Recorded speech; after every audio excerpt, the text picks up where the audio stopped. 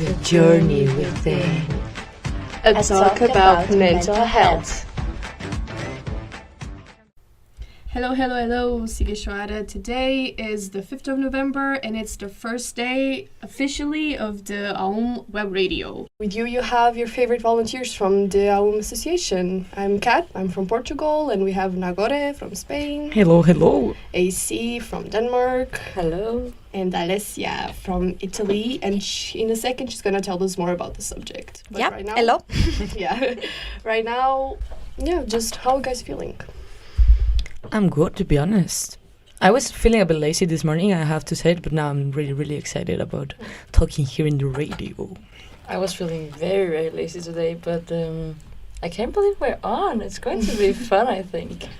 Yeah, me too. I'm very enthusiastic to be on. It's my first experience in radio, so it's gonna be great. I'm happy. Yeah. So, Alessia, stage is yours. Yes. Hello again.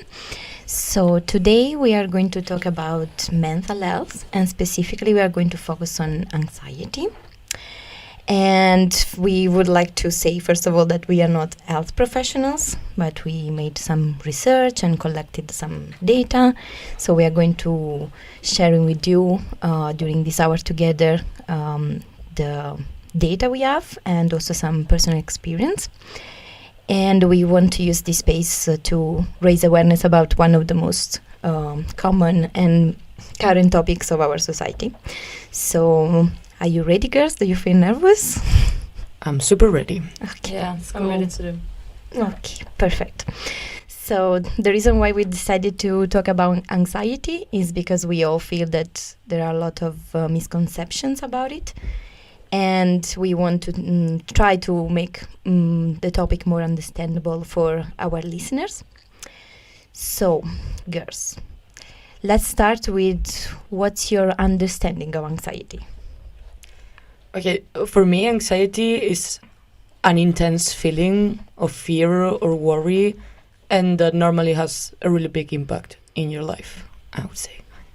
Yes, I think for me, since I've never experienced anxiety, is more about like the way we talk about it is important for me, because I think that you can feel anxious and stressed about a lot of things, but that doesn't mean that you have anxiety. And I think that people use the word too much, and that like a little bit invalidate the word, so the people that actually suffer from anxiety, it's not like people don't take it so seriously because everyone all of a sudden has anxiety.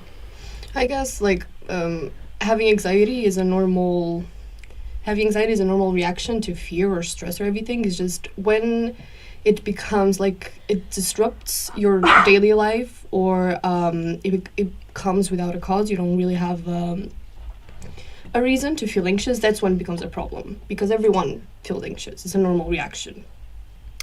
Yes, actually you have already described some interesting aspects of anxiety, which can have a few different meanings. In fact, as you were saying, we all feel anxious sometimes, but anxiety can have also a medical sense. So it actually describes a group of conditions that we are going to identify better later on. And what is actually certain is that this condition or group of conditions affect many people around the world, especially since the breakout of COVID-19 pandemic. It is in fact estimated that in 2018, 84 million people in Europe were affected by mental health problems, while in a recent report called Health at a Glance Europe 2020, there was evidence of higher rates of stress, anxiety and depression during the pandemic. And the crisis in fact has been referred to as a second or a silent pandemic. In particular, the pandemic has affected women more than men. And according to the UNICEF report, 9 million adolescents in Europe between 10 and 19 years old experience mental disorders.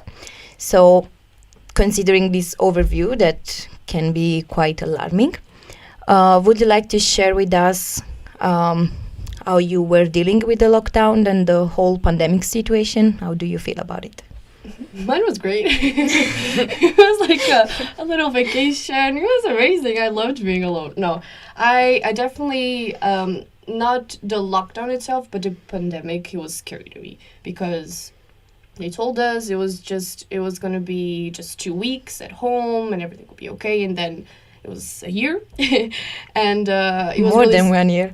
Yes. We And are still there. it was really scary at the beginning because you didn't know what it did. You know, it could kill, you know, you didn't know what would happen. So I remember like the shopping, I did it like for the whole month because I didn't want to leave the house. I didn't see my friends for months. And it was very scary and I was anxious. But yeah, the lockdown itself, I don't have any complaints actually. The crisis about yeast and toilet paper that was affecting all of us. Yeah, I think actually for me, like it sounds selfish, but I was not worried at all about people dying. I was not scared about the pandemic itself. I was more like reflecting, and I was a lot alone because you were forced to. And normally I have a lot of like FOMO, I think everyone does, without like really accepting it. And so many things happening, and it was just nice on a Friday. Just you shouldn't do anything because you couldn't do anything, and nothing on Instagram, no parties, no one was traveling, no one was doing anything, and I was like forced to be alone. And I was having a really hard time before the corona pandemic, like being alone because I was never alone. And then just like trying to see what can I do, and like I created some different like creative stuff, and like began reading books and doing poems, and really had like a great time. For me, I think it was a little bit of everything. In the beginning, I was not worrying a lot. I was like, okay, going back home, 2 weeks. What Kat said that in the beginning was only 2 weeks. My mom was still working, so I was basically all the time alone. I was singing in the mornings, living the fantasy, just running around the house, like, oh yes, I don't have to deal with people. Beautiful.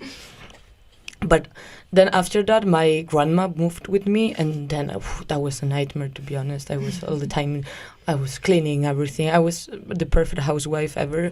If Nagore's grandma is listening, she loves you.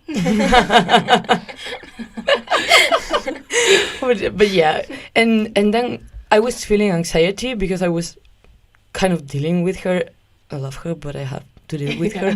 But then social media, like all the people being super productive, like, and do exercise and do blah blah blah, and then cook. And I was like, I don't want to do this, and I was feeling like I was just laying in bed and minding my own business and that drawing. was actually giving me anxiety. Yeah, for me, like everyone being so positive, like doesn't matter if you're alone at home, you can do workout and that, and I was like, oh, no, please, no. Yeah. For me, it was as well like a mix of everything. Like I felt that it was a huge thing because Italy was one of the first countries hit by the pandemic, so the representation in the media was catastrophic. Like, we are all gonna die, we are doomed. It was horrible, but I really felt empathetic towards the people who were affected by the virus per se, not the lockdown. But the way I lived the lockdown was sometimes heavy. I went back to live with my parents after like 7 years, and I was stuck at home, and I graduated online, so I will never forgive COVID-19 for taking my graduation party from me. But yeah, I was also kind of understanding somehow. Like, I was like, okay, like there is no other way. They're telling us that we have to stay inside. I'm gonna stay inside. I was one of the people like cooking like crazy and baking all day and this kind of stuff. I think I baked for the first time probably during the pandemic. I will never forget that I learned how to bake focaccia during the pandemic. And we are all happy about it. Thank you, pandemic. Yes. But yeah, it's weird, and at the same time it also gave me back a sort of feeling of humanity somehow, and so it made me reconnect with my country because I was there and I knew it was a global thing, but at the same time I was like totally overwhelmed by the Italian media and Italian people and all these kind of things. So it was quite something. And we all hope that it's going to be over soon. So, talking about lockdown, we also noticed during the lockdown that everything that happened was connected somehow to environmental issues, and we saw the nature blossoming again, and taking its space. So maybe humans were too much for the nature. And talking about climate change in general is also, there are many studies about how climate change is affecting our mental health, especially for our generation that for the first time face an existential threat. Like, we actually don't make long-term plans anymore because are we going to be alive tomorrow? Who knows? Maybe climate change is going to prevail soon. No, it's not that dramatic. I mean, it is. She's But yeah, in the recent days, we also like the COP27, the UN summit about climate change, has just ended in Glasgow, and it was not maybe the best thing. I don't know if you heard about the agreement that they reached. Is basically some small steps towards sustainability, but I mean, there was one of the global leader, I don't remember his name, but he was crying when he was sharing in the press conference, the compromise that they reached. So if you see a global leader crying, maybe this means that they are aware that they haven't done as much as they could. Yeah. But they threw a coin in the fountain, so everything is going to be okay. Oh, yes. Yeah. I forgot about that. But yeah, unfortunately, I mean, some steps have been done. At least I think that there is a certain movement, but I don't think we actually realize. I was listening the other day about some TED Talks about how climate change affects our mental health, and it's kind of weird because people are aware of that but are so afraid to change. Like, they are afraid to die, they are afraid to have babies. This is affecting everything, but they are so afraid to change, and it's a problem. It's a problem, and we all feel this kind of anxiety. So do you agree? Like, do you feel that environmental issues and climate change and everything that is happening is affecting your mental health or your future decisions? I think for me, if I ever were to have anxiety, any anxious feelings, it would be because of like environmental stuff and the climate change for sure. It has affected me a lot.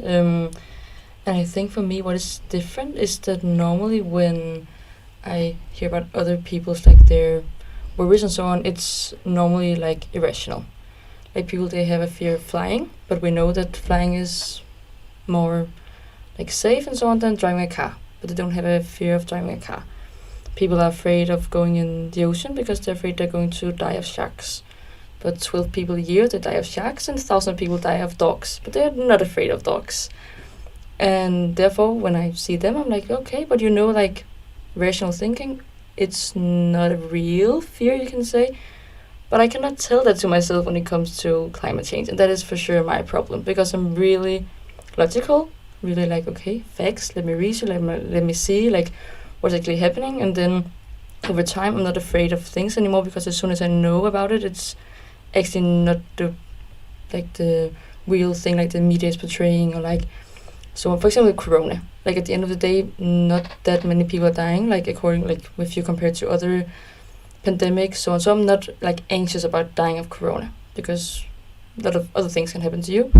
But I cannot make that same conclusion with climate change. Like, the more I learn, the more I read, the more videos, documentaries, whatever I, like, research on, the worse it gets. And therefore, I have no idea how to handle it, because that's my way of handle stuff that I don't know about.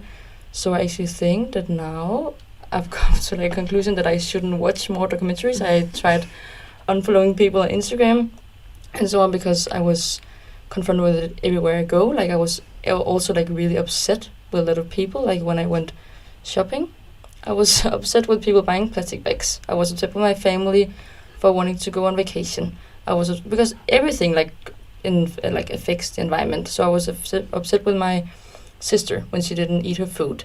And I was angry with everyone all the time. People buying new clothes. People wishing stuff for Christmas. And that is normal. Like, we are allowed to do that. Like, it's not all on our shoulders. At some extent it is, but not that bad. And that was not a great way. Like, I cannot go around being mad and angry with everyone all the time. So I don't know how to deal with it, but for now it's just a little temporary, like not focusing on it. But I also know that the problem is not going to be solved if we don't watch documentaries. And that, I think, makes me even more anxious. Like, it's just, why?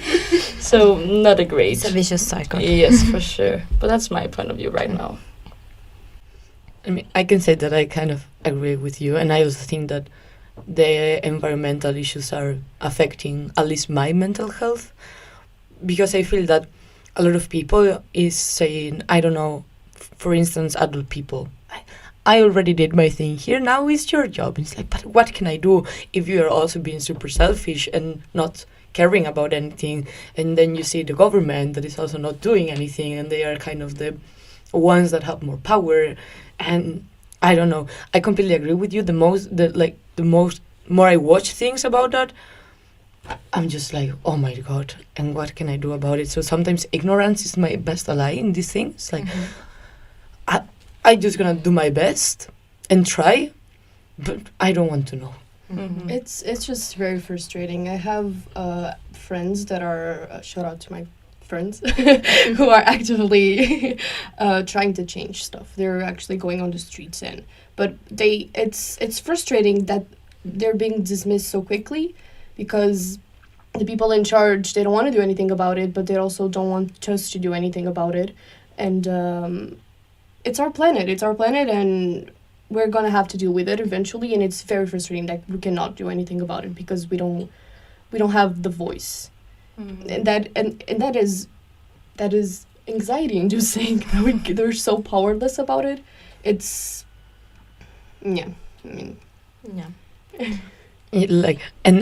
Also something that also gives me anxiety sometimes is when, I don't know, a random earthquake or a volcano exploding, and people is like, oh no, my God, my house is destroyed, blah blah.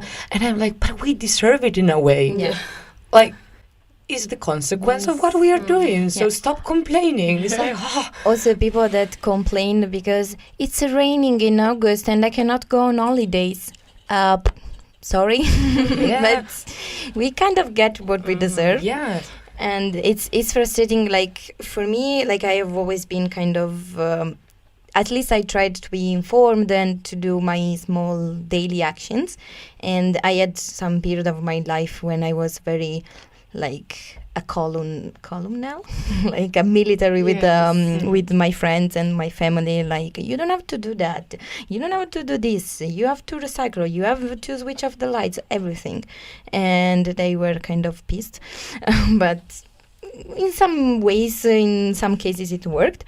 But when the idea gave me, like, more anxiety was when my sister had kids. And I actually saw the future generation, like, concretely, and is not only the generation, like the young people and the kids that we have around, but is also, like, you start thinking about all those populations that are actually much more affected than us, and all the problems, all the consequences that this can have. Like, it's really about not only the nature, not only the water or the weather, but it's also about communities. Like, there are a lot of population that are going to flee their countries because of the weather situations and the climate situations, and they're gonna come to our societies, and we all have examples of how integration it can be difficult for our government. And we have to deal with that. We cannot just leave people. Like, this will create a lot of social uprisings and economic crises, everything. Like, if you want to be selfish even and think about your own future in this matter, people are gonna come. And I really want to see our societies deal with that, because so far I haven't seen many good things. So it's really complex, but it also sometimes gives me hope to see how much movement there is in our generation. Absolutely. Because it's true that we don't feel maybe heard enough by the previous generations, but we are doing something. If you think about all the movements around the world, is crazy. It's amazing from this point of view, and maybe there is hope. There's If we stand let's together, hope people- Yes. we all in this together. Copyrighted. Oh, sorry. This was an inner joke. So this also is a source of anxiety for our future and how we make decisions. I was also listening about the fact that many women decided not to have kids because you cannot raise a kid when the world is falling apart, basically. And it's kind of true. Like, it makes you really afraid. Mm-hmm. But so other than this, there are so many things in our society that can be a source of anxiety. And we also decided to tackle a little bit the topic of social media and the representation and communication of these kind of problems in social media. And before, we were also talking about the lockdown, where social media played quite an important role, because it was possible through social media to keep in touch with our loved ones and to find different ways to spend our time and keep ourselves busy. Do you relate to that? Do you generally feel that social media gives you more anxiety, or you see it more as kind of useful tool? I think for me it depends. I think it's kind of 50-50. I think social media has good stuff, of course, like keeping people connected and stuff like this. For instance, I really like to share all the crazy stuff I'm doing on Instagram, so my friends will see that I'm alive and that I'm having fun. But then, I don't know, it has so many bad things behind. Like, I don't know, I was actually talking with you the other day that, for example, if you're with your friend having a coffee and you post a picture and then your other friend is seeing it and it's like, oh, you didn't invite me, and then it creates all this drama that is not a drama. And I don't know, and sometimes I'm thinking like maybe I should quit social media, but then you have this fear of missing out, like everyone is in social media, then I'm gonna miss something. Or even for information, I think is useful, but I don't know, I think it's really connected to mental health, the use of social media. Yeah, 100%. I agree 100% with that. But not only that, I feel like some people are very vulnerable when it comes to social media, when it comes to not only your friends, but whatever, anyone like social media influencers that is coming to arise, especially now. I can say that it affects me 100%, usually because it's also not the lifestyle that I'm trying to, it's not my goal.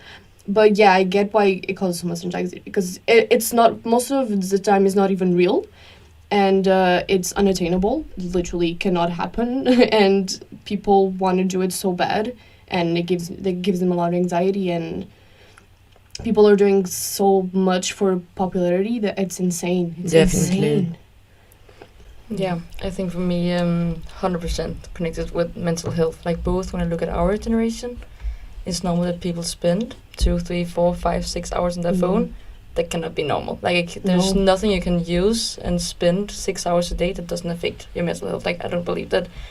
But also for our generation, but mostly when I look at my younger siblings, even when I look at people who I take care of, like, as a job, that are 7 years old, 9 years old, and they are already now talking about Snapchat filters, how this and this is not happening, like how people look this great, and you should not have those thoughts when you're 9 years old. Like, you should only be in your garden with your football, with your own thoughts, not with like thousands of thoughts about other people and other opinions, and oh, but this person, like, she started wearing makeup and this is nice and I should go here, and why are people traveling? Like, you should not think about that when you're 9. Like, I think it's like has much bigger consequences than we think right now.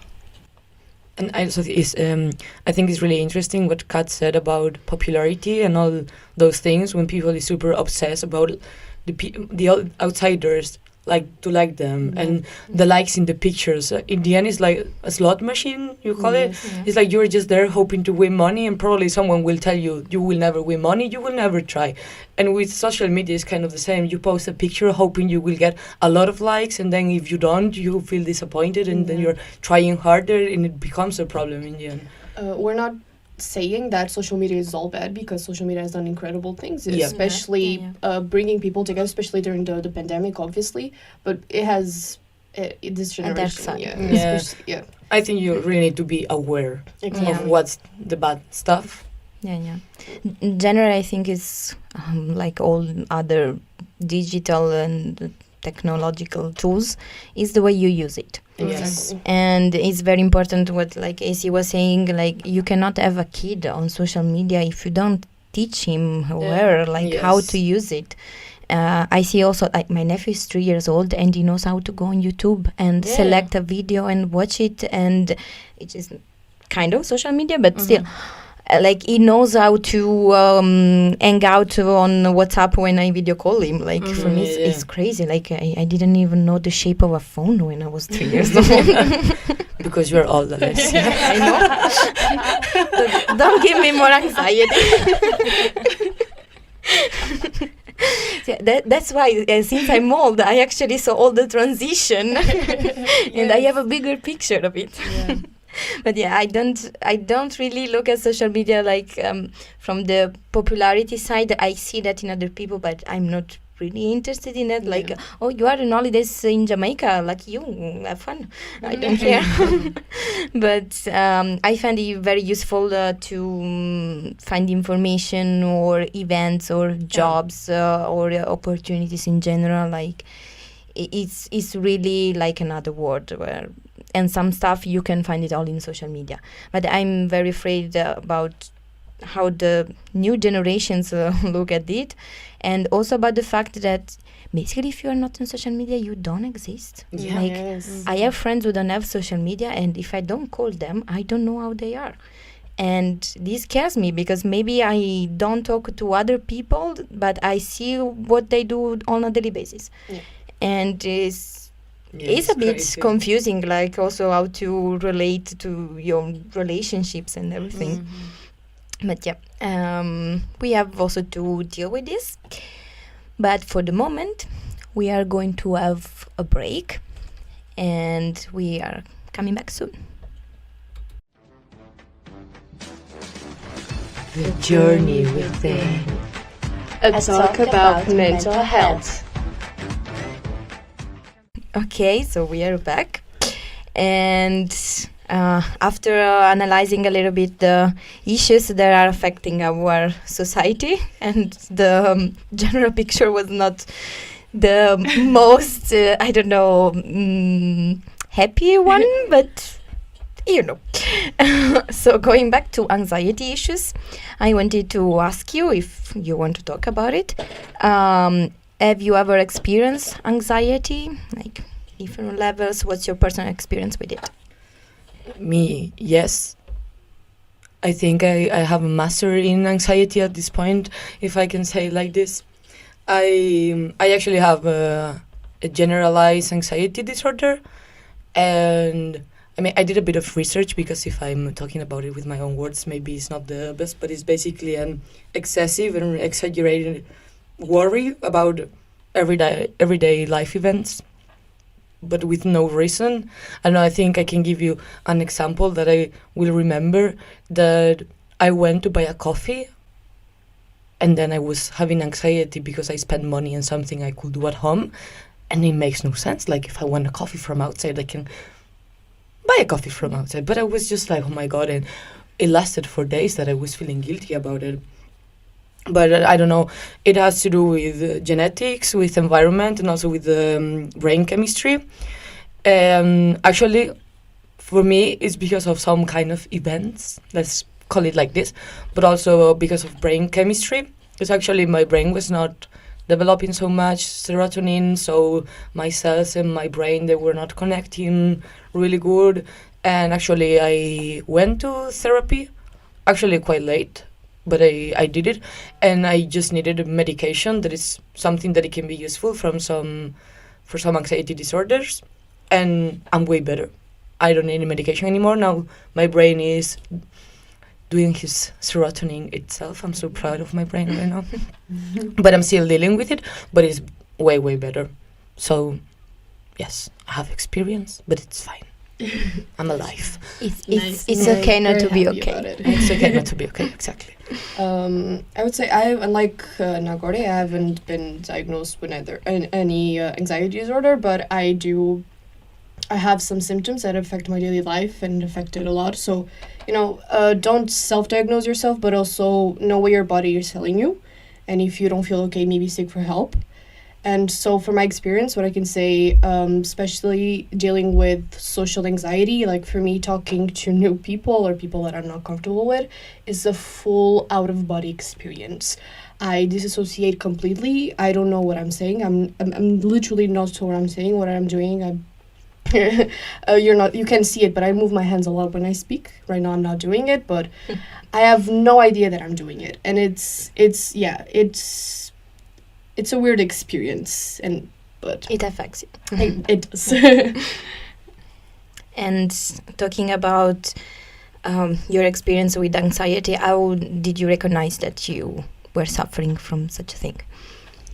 I mean, for me, it was this time that I'm worrying too much about everything, and it's affecting my daily life. So I don't think this is something normal that everyone is experiencing.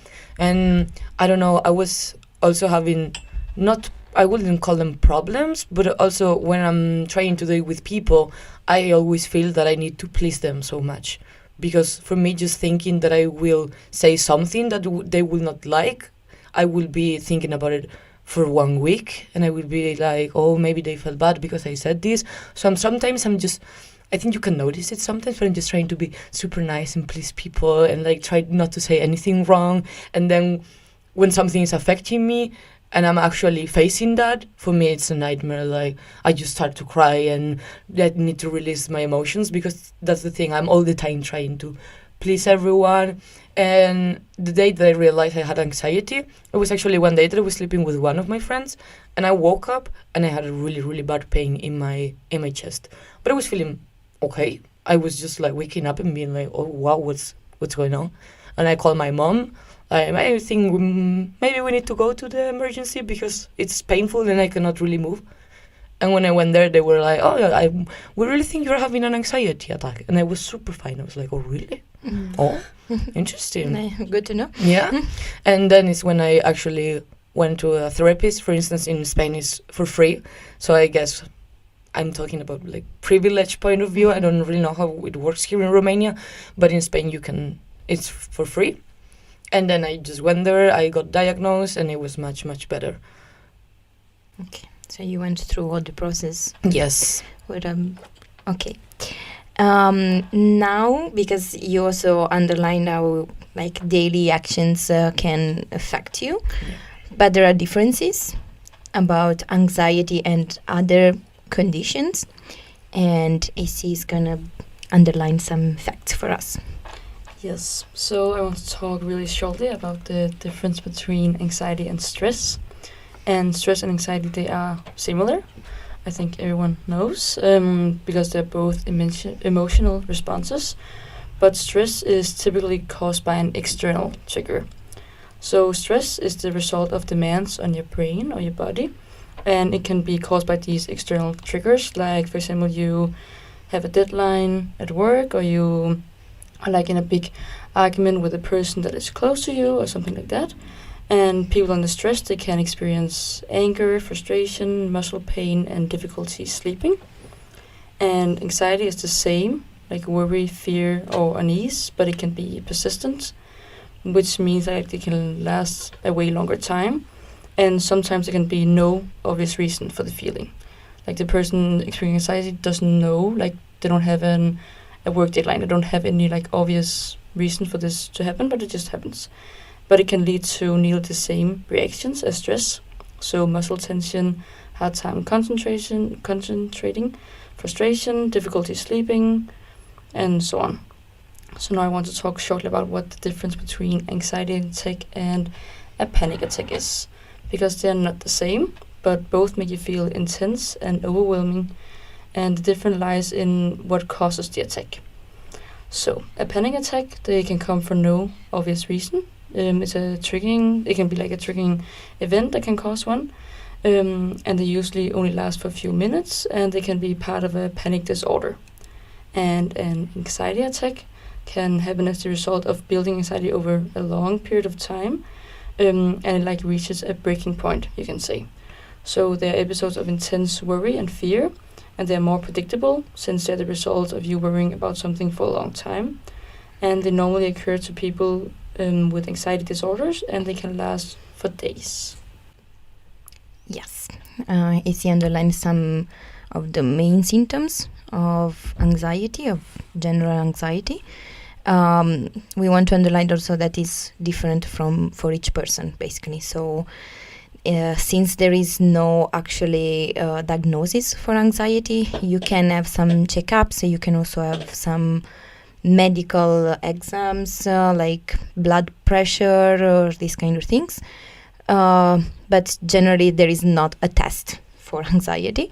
Some doctors may also underline this condition that could contribute to symptoms that you are experiencing. But generally you have worry, some people can have nightmares or phobia or obsessive compulsive disorder.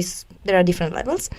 And it's said that lifestyle changes can be an effective way to relieve some of the stress and anxiety that we experience every day. Nagoria, I want to ask you, how did it work for you, other than being diagnosed and going to the therapist? Did you make some changes in your life? Okay, so there are a lot of lifestyle changes, but of course we are all different, so they may work or not work for you. I think you should really try it just to see what works for you. I don't know, for instance, exercise or yoga can help you. For me, just thinking about it, it gives me anxiety. So, for example, exercise and yoga is not for me. But then healthy diet, it can help you a lot. I think actually we will have another radio session about nutrition, and I'm pretty sure that we'll talk about this. Also, not abusing with abusive. I don't know how to talk right now. I'm sorry. Drugs. Yeah, alcohol, drugs, and stuff like that is not nice. And sometimes we're thinking that since you feel, happier and all these things, it's better for you. But if you are doing it long time, in the end, the consequence is not the best. Also, avoiding caffeine is nice. I'm just drinking coffee right now. Me too. I can even tell you that one time talking with my therapist, he told me maybe you should quit caffeine and drink tea. And I said that I prefer to deal with anxiety and drink coffee because it's the most beautiful thing of my life. And that's what I'm telling you, that you really need to know what is good for you and what is not. Also, meditation can be nice. I also don't like it. But now I will tell you what I really like, because there is something that is helping me. Breathing techniques, for example, for me is super good because it really helps to calm your body, especially when your heart is beating super fast, and it really helps to calm yourself. And also, when I become aware of what's happening inside my body, I don't know if I'm starting to feel pain in my chest or that my heart is beating so fast. And I'm like, okay, this is happening, and I'm going to think why it's happening. And when you kind of identify that, it's more, for me at least, it's easier to control. Mm-hmm. But as I said, you need to check what is good for you. Yeah, I think it's very important also to know yourself, and to self-care is about awareness for me. Yes. To understand what really works for you and go down that road. So thank you, Nagori, for sharing. You're welcome. And now we are going to have another small break with a song, and we are coming back soon. Stay tuned. The journey within. A talk about mental health. And we are back. Back again. I guess. Oh, yes. Now I hear myself. So after talking about some personal experience from people who are affected by anxiety or are experiencing that, we also would like to understand a little bit better your personal experience about being there for someone who suffers from anxiety, because that is also an issue. And AC, I wanted to ask you if you have any suggestions in this matter, since you said that you didn't personally have experience with anxiety directly, but maybe with somebody. Yes, so as you said, I never experienced anything myself. So first to make clear that it's nothing professional. I have no article that can back up what I'm saying or anything. It's only personal. And I think it can vary from everyone. But for me, yes, I have both friends and close family members who have suffered from anxiety, eating disorder, suicidal threats, so on. And I think if you look at statistics, probably everyone, maybe without knowing, that they have someone around them that suffers from some kind of mental disorder. It can be anxiety, but also something else. So I have a few advices, and the first one is that you are not obliged to help anyone if you don't want to. At the end of the day, it's your life, it's your decision. Their problem is not your problem. It's never going to be, even though they have a hard time. It's not your hard time, it's not your journey, it's not your life. So if you don't want to help someone, even though it's your best friend, your mom, whatever, someone you love, you don't have to. No one will blame you, or at least they shouldn't blame you, because it can be really, really hard to help someone. So first of all, focus on yourself. You have to be in a great mental state yourself, because it takes a lot of energy. It can, at least, to help someone else, and you cannot give that person your energy if you don't have energy for yourself. So it's not really a help. If you're not in the right state of mind, it's not a help, because you have nothing to give. So you have to focus on yourself first of all, and then if you actually decide or you want to help someone, and you feel like it's the right time, you have the tools, whatever, my, I think, only advice would just be there for that person. I think a lot of people has tried feeling lonely or alone or whatever, and I think if you just, it's simple stuff, talking to that person, reaching out, texting them every day, every second day, whatever, asking them if they're okay. You can talk about the problem. You can also just talk about anything but the problem. I think it actually doesn't really matter at the end of the day. Just knowing that someone is there for you and will always be there for you, without judging you. Someone can be a big help for a lot of people, and you don't need to know anything about the problem. I think a lot of people, when they experience people close to them dying, or they experience eating disorders and so on, a lot of people don't know about it, so they just step away. They're I don't know how to deal with death. It's a really big taboo, to talk about it. I don't know how to deal with eating disorder. I don't want to talk about it because I'm not the right person, and everyone thinks that way. So at the end of the day, the person who suffers the most is the person that already has a problem, and the problem is only getting bigger because everyone is too afraid to reach out, and they're oh no, I'm not the right, I'm going to say wrong things. But then you're never going to say right things because you never try. So I think just not being scared, because you're not the one having the biggest problem. So reach out, talk to that person, just ask them if they're okay, and that is pretty much it, I would say. Yeah, I agree that it's important to have feedback from the person that needs help, and also because not being a professional can actually create more damage than being helpful. And that's why it's very important to reach out to people around you. I think is the first thing. It's kind of automatic from people to do that, but there are professionals for this, so it's very important. It's a delicate question, so how you deal with it is kind of important. It can affect the rest of your life, so it's better. Yeah, I think it's really important to ask the person what they need instead of taking it for granted, because there is a lot of people I'm dealing with this. Oh, don't overthink it. It's if I could do that, I will not have anxiety. I overthink about me overthinking, so don't do that. I didn't think about that. Wow. Yeah, wow. Thank you so much. Yeah. So I completely agree with what you said. I say just ask the person what they want to, and only if you feel like helping. Because Yeah. if you don't feel like helping them, it can be worse. Yeah. And it's not your job.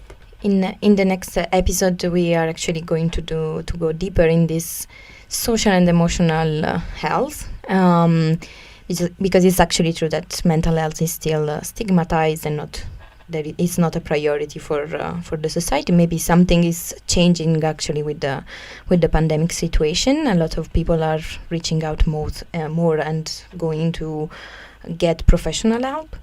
So next in the next episode, we are going to share some tips about how to improve your mental well-being, and also how to support someone else if you don't have this kind of issues personally. In the meantime, we want to advise our listeners to check out one of the main organizations in Romania that is called Mental Health for Romania, and is based in different cities. You go on the website and there is a lot of material. There are raising awareness campaigns, podcasts. They have helpline, so you can contact them and you can see what they are doing, and maybe also seek for some help there. And also at the EU level, there is this new initiative that is called the New Pan-European Mental Health Coalition, that I think it was launched last month in collaboration with the WHO. And the main goal is to strengthen emergency response and recovery efforts for the European health institutions. So it's also a financial plan to invest more in mental health services. And since we have a little bit more of time and we are talking about anxiety, I wanted to ask you very briefly, do you feel anxious about the future after all we have said during our broadcast? Yeah, the bad stuff. Absolutely. Yes. That was Yes. brief and clear. It's just, yes. Period. It's just, I don't think there's a lot of discussion. Just, yes. Even after this, no idea what I'm going to do. Hoping for the best. We were planning a reunion, right? In 10 years. 10 years, wait for us. In Sighișoara, we come back and The we will radio. see. Yeah, we will see at which point of our lives we are. Hopefully we will have something to do in 10 years. Imagine. It's gonna be great. So that was generally our insight for mental health.